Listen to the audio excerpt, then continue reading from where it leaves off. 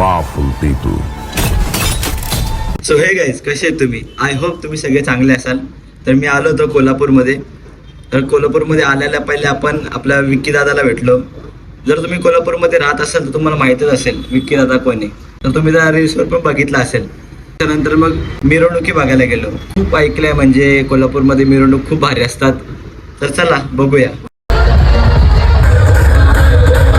कोल्हापूरमध्ये एक वैशिष्ट्य आहे, इथे प्रत्येक तालमीची मंडळं आपापला डीजे घेऊन आई अंबाबाईच्या मंदिरासमोर येऊन आपला कौशल्य दाखवतात.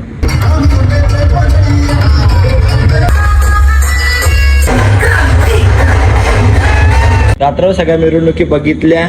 तसंच मग हॉटेलला गेलो, लवकर झोपलो. सकाळी लवकर उठून आई अंबाबाईच्या मंदिरात गेलो दर्शन वगैरे घेतला. मग तसेच निघलो आम्ही बदलापूरला यायला.